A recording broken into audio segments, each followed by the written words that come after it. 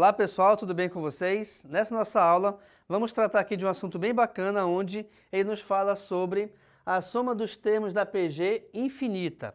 Ou seja, se a PG ela é infinita, obviamente a gente sabe onde ela começa, mas não sabemos onde ela terminará. Só que o que acontece? Quando a PG ela é dita infinita, é porque a sua razão ela é decimal. Como assim? A razão geralmente vai vir em forma de fração, ou poderá também vir em forma de decimal, quer dizer, um número com vírgula. Porém, essa fração ela tem uma obrigação. Qual é?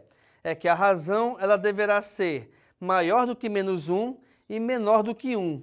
Quer dizer então o seguinte, que essa razão é uma fração onde, só um exemplo aqui, né? Geralmente, o valor de cima, que é o numerador, será obrigatoriamente menor que o valor de baixo, que é o nosso denominador. E aí não interessa se essa fração ela é positiva ou ela é negativa, certo? Mas a obrigação sempre é essa, tá? Que nós temos o numerador menor que o denominador. Outra coisa importante, quando nós temos aqui a soma de uma PG infinita, o que acontece? Essa soma ela é convergente. Como assim convergente? Quer dizer que essa soma nós não temos um resultado exato, porque a gente não sabe onde vai terminá-la. Mas a gente vai perceber que essa soma ela vai sempre seguir para um valor certo. Então, por exemplo, eu vou somar n frações, várias frações, onde a soma dessas frações a gente não tem um resultado exato, mas, só um exemplo aqui, e a gente vai verificando, né, que essa soma ela vai chegando o mais próximo possível de 6, ou de 10, ou de 15,5. Então, independente do seu valor, seja ele inteiro ou decimal, saiba que isso é uma soma convergente. É quando a soma de todos os valores vai chegando o mais próximo possível de um valor já conhecido, ok? Então vamos lá. Então, de novo, a soma dos n termos ela é determinada pela seguinte fórmula. Eu vou pegar o primeiro termo, esse primeiro termo vai ser dividido por 1 menos essa razão, onde essa razão obrigatoriamente deverá ser maior do que menos 1 e menor que 1, tá bom? Vamos verificar aqui então um exemplo de como a gente pode, de repente, determinar e utilizar a fórmula dessa soma de PG infinita para resolvermos uma atividade. Imaginemos a seguinte PG aqui, ó, a seguinte soma. Eu tenho 25 mais 5 mais 1 mais 1 quinto mais 1 25 avos mais. Repare que os elementos aqui, pessoal, eles estão diminuindo o seu valor, mas essa diminuição não necessariamente está indo para valores negativos. Na verdade, está indo para valores fracionários, onde esses valores fracionários, o numerador é menor do que o denominador.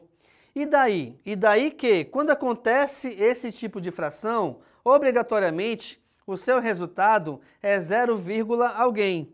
Quer dizer, então, que o resultado de uma fração desse tipo é quando nós temos a parte decimal de um número decimal igual a 0. Então, vejamos. 25 mais 5 mais 1 mais 1 quinto. Esses números, reparem que eles vão diminuindo o seu valor sempre em uma divisão por 5. Então, olha lá. 25 dividido por 5 é igual a 5. 5 dividido por 5 é igual a 1. 1 dividido por 5 é igual a 1 quinto. 1 quinto dividido por 5 é igual a 1 25 avos. Como é que a gente faz, então, de repente, para determinarmos a razão dessa PG? Você pode pegar qualquer termo aqui dessa PG e dividi-lo pelo anterior a ele. Então, por exemplo, olha lá, eu vou pegar 1 dividido por 5 é 1 quinto. Você pode, de repente, colocar esse valor em forma decimal? Pode, mas eu aconselho que, quando você trabalha justamente com a fórmula da soma dos termos de uma PG infinita, você sempre deixa esse valor em forma de fração. Bacana? Então, continuando, olha lá. Então, 1 dividido por 5 é 1 quinto. 1 quinto dividido por 1 é 1 quinto. Então, daqui, a gente já percebe que o valor da razão dessa PG é igual a 1 quinto. E esse 1 quinto, que é justamente a sua razão, está compreendido entre menos 1 e 1, o que vai de acordo com o que a fórmula da soma dos termos da PG infinita nos obriga a fazer, tá bom? Continuando então, olha só, eu quero calcular essa soma. Reparem, a soma ela é infinita. Sendo essa soma infinita, eu não vou conseguir determinar um valor exato. A soma vai ser convergente. Então vejamos, Sn é igual a quem? É igual ao primeiro termo dividido por 1 menos essa razão, onde, de acordo com a nossa soma aqui, o primeiro termo equivale a 25. E aí eu vou ter 1 menos 1 quinto, que é justamente o valor da razão. Sendo assim, vamos continuar. 25, aqui o 25 está dividido por 4 quintos. Por quê? Porque aqui, reparem, a gente pode usar a ideia de número misto. O que é o número misto? É quando você tem o número inteiro e o número fracionário envolvidos numa soma ou numa subtração. Como é que a gente resolve isso? Você pega o valor referente ao denominador, multiplica aqui pelo inteiro, vou até colocar para você ver. A gente vai multiplicá-lo pelo valor inteiro e aí você vai seguir a operação aqui entre eles. Como aqui no caso nós temos uma subtração entre esses valores, a gente vai subtrair o resultado então. Então olha lá, 5 vezes 1 é 5, 5 menos 1 é 4. E o valor referente ao denominador da fração deverá ser repetido. Então vamos de novo, olha só. 1 menos a razão vale 1 quinto. 1 menos 1 quinto, 5 vezes 1 é 5, 5 menos 1 é 4. Se de repente eu tivesse aqui uma adição entre eles, eu posso utilizar a mesma ideia? Com toda certeza. Aí ficaria, ó, 5 vezes 1 é 5, 5 mais 1 é 6, ficaria 6 sobre 5, ok? Beleza, então nós chegamos a 25 dividido por 4 quintos. Isso quer dizer então que nós temos aqui uma divisão entre frações. De acordo com a regra, o que acontece? Na divisão de frações, você repete a de cima e multiplica pelo inverso da fração de baixo.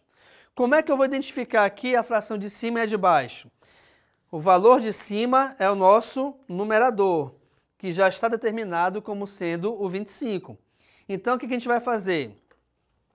Eu vou repetir o 25 e multiplicar pelo inverso da fração aqui de baixo, onde a fração aqui de baixo é igual a 4 quintos.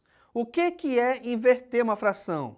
Inverter uma fração é você trocar a posição dos seus elementos, ou seja, o valor que está em cima passa para baixo, o valor que está embaixo passará para cima.